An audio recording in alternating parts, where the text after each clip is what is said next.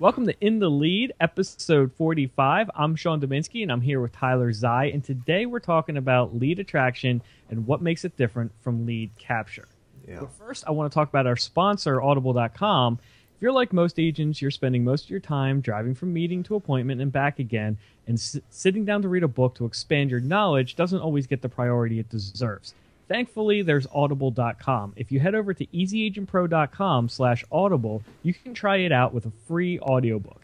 Tyler, you've been doing some reading this week. Anything you some good books this week. We'll talk about over the next couple of weeks here. But the first one I highly recommend is this book right here. Sean just told me to hold it up closer to the camera, so I'll do that. You see it? It's called Shark Tales by Barbara Corcoran. You know her from Shark Tank and everywhere else. But basically, it's a recap of how she grew her business to what it was when it was bought out and everything.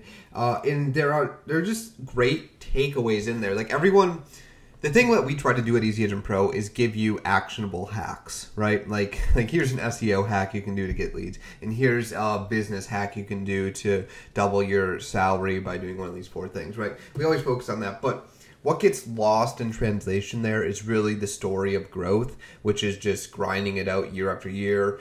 And that's what you get with this book. She literally goes through like the 4 times she almost, failed her business, and maybe it's even more than that.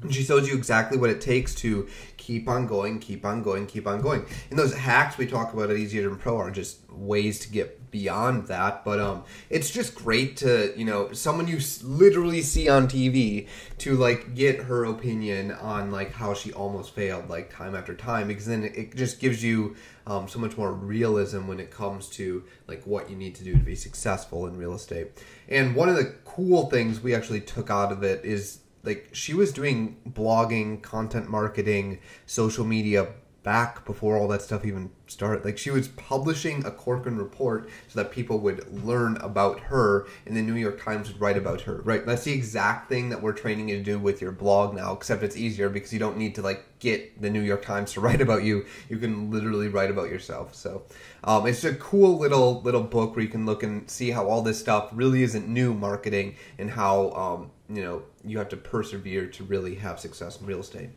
Right. Okay, cool.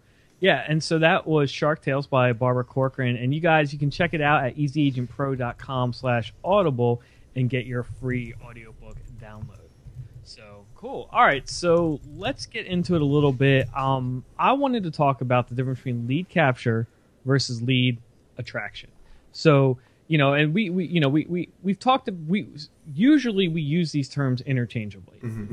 But I do think there's something a little bit, because when you think about it, there's a difference between attracting something and capturing it. You kind of like have this like I have this mental image of someone walking through the woods and then like walking over one of those traps like in the cartoons. It's like a big pit covered with leaves. And like fall right in, like in like the Bugs Bunny cartoons or something like that. And it's like, ooh, I captured a lead. I want to capture as many leads as this as possible. Yeah. And in reality, in the long run, it's just you're basically paying for, you're paying in money and effort for leads that you then need more to spend more money and effort. And people talk about conversion is such a problem. It's like, well, that's because you're capturing leads instead of actually attracting them to you. Yeah, exactly. They're really 2 different conversations. You can think of it like Sean just said, or you can think of it as a funnel. Like, you can capture people who don't know anything about you, but they're going to be really at the top of that, funnel. Or you can capture leads that you've already attracted to you who are at the bottom of the funnel. And the effort you have to spend on conversion is dramatically less when you're capturing them way down here than way up at the top. And that's sort of the difference between just straight up like lead capture versus, attracting people to a site, educating them, building that trust, retargeting them with maybe a few ads, and then, having that relationship online with them. Right. Yeah, and regardless of what you call it, it's kind of that idea of the bait and switch. And no one likes a bait and switch. And it's funny because so many realtors I talk to, they complain about, I get all these random phone calls from these like companies located in India and whatnot. Right. And it's like, okay, so you don't like the bait and switch. You don't like being prospected and cold called and someone trying to take your money. But then you're going to tell me that you spend 3 hours a day prospecting, doing your business, knowing your numbers. Really, the difference is the bait and switch versus adding value. There's a number of different ways of doing that. I think the most common way is to take away all your personal information, pretend like it's not a real estate website, and then put as little broker info as possible. And that worked really well 6 or 7 years ago. I remember that, and people were like, "Oh, this is cool. It's like a site you can search the MLS from." And as we know, that was kind of before Zillow and Trulia got completely mainstream, right? Yeah, like they are now. And then like we said, it doesn't work because you're basically becoming a telemarketer. Pretty much, yeah. You're talking to people who have no idea who you are, no idea what your brokerage is, like have no preference to do business with you other than like apparently the site they were searching on for their IDX information was yours. So right. So you did all that work to get the traffic to convert it into a lead, and now you have to then go do even more work to achieve those things you were just talking about. Tell them you're an agent, who you are, your broker, why they should do business with you. Whereas if the lead came in already knowing that stuff, at that point it's not even a lead. It's like it's more like getting a referral.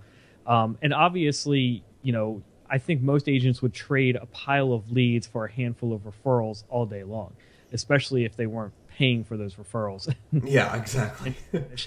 And then the other thing too is it's borderline unethical as well. And you might not. I don't know if you hear that about this a lot, but a lot of brokers, they get a lot of their problems come with people calling people up, cold calling when they weren't asked, the do not call list. I mean, agents, I've heard more than several agents who would just they completely disregard the do not call list. Yeah. And if you're listening to this, that might be something that you're just kind of scoffing at, like, well, no one's ever gotten me. It's like, it's still technically it's illegal, So and it's going to catch up with you at some point. It's better to attract those leads in and position yourself as an expert than constantly, they call prospecting.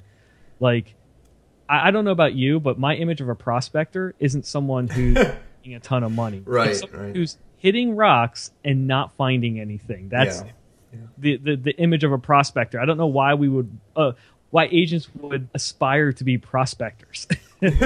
Yeah, exactly. It's that method of attracting online versus just going out there and trying to find them the hard way. Which I mean, both work. It's just a matter of like what you want to do and like like you said, the ethics of it and where you want to spend your energy. Right. I'd rather spend energy laying a foundation for something that's going to attract leads to me for the next 2 years than spend all my energy getting a bunch of leads now that have no idea who I am, and that if I stop paying PPC, if I stop paying someone, those leads just get shut off. Right? That's not scalable, and that's not growable, and that's not really an interesting business in the future. But if you create something that through SEO, through social media, has these people who know about you and who have built up a trust, and they come back to your site semi-regularly, and you can retarget them, and maybe they're on an email list, then that's something that's scalable, growable, and predictable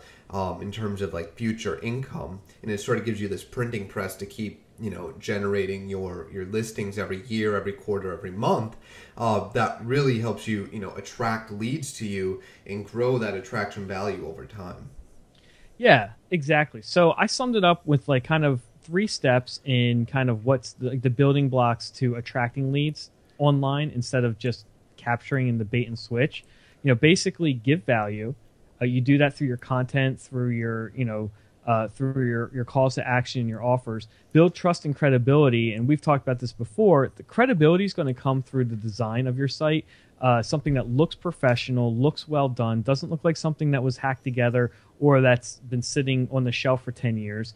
And then building trust through testimonials, through client stories, through stuff like that. And then inviting the prospect to the next step. I like to say it's the 3 legs of the stool, because if you take any one of those, it's hard to just give value and then just ask them for their info without building that trust and credibility.